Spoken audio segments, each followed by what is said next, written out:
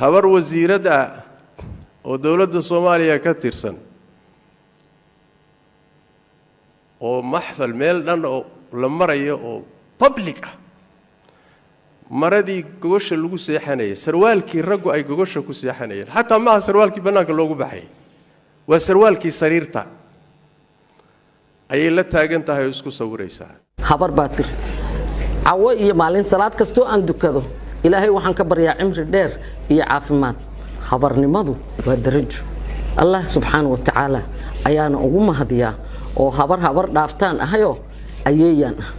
nabigu wuxuu yiri salawaatu rabbi wa salaamu alayhi dumarka nooca u yaalay markuu ka hadlayay wuxuu yiri maa'ilaat waa kuwa xaq iyo sawaabka iyo akhlaaqda iyo dhaqanka wanaagsan ka leexday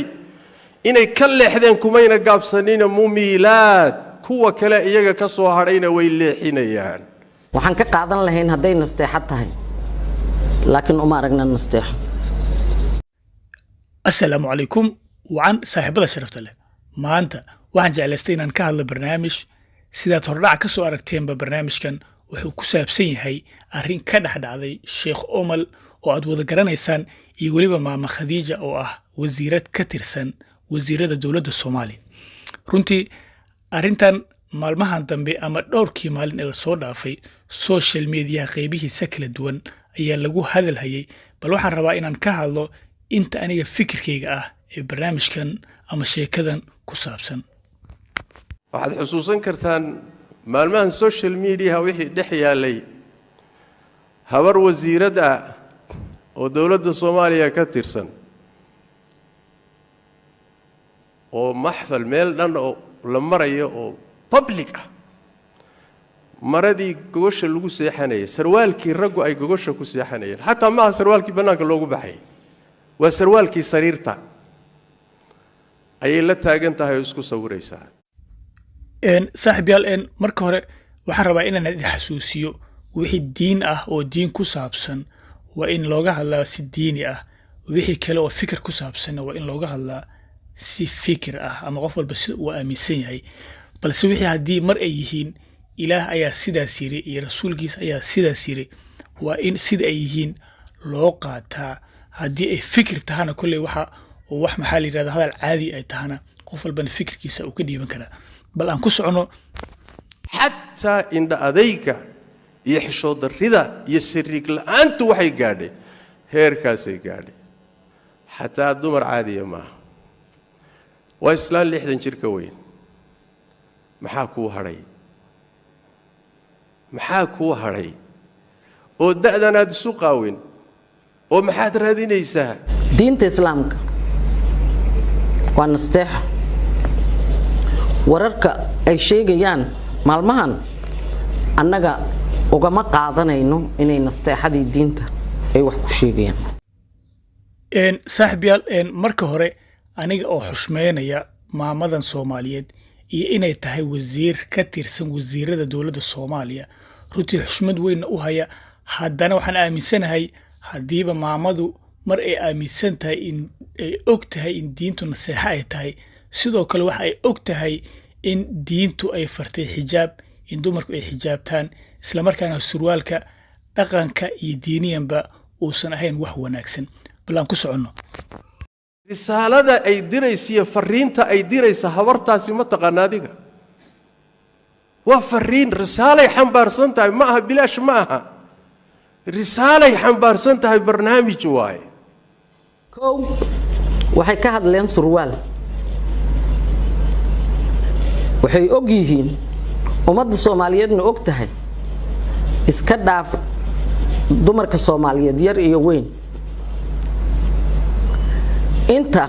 surwaal xiran oo golayaasha dawladda iyo hay'adaha dawladda ka shaqeeya la cadad wala xisaab saaxiibayaal sidaad maqlaysaanba maama Khadiija waxay leedahay surwaalkiiga kama duwana surwaalada ay xirtaan gabdhaha kale ee ka tirsan xildhibaanada ama xitaa xildhibaanada aan ahayn ee caadiga ah balse runtii waxa ilowday ayadu inay tahay role modelka ay gabdhahaas dan iyo hablahaas kale eegayaan maadaama ay tahay qofkii ugu sareeyay ee u fadhiyay kursiga dawladda ay ku leeyihiin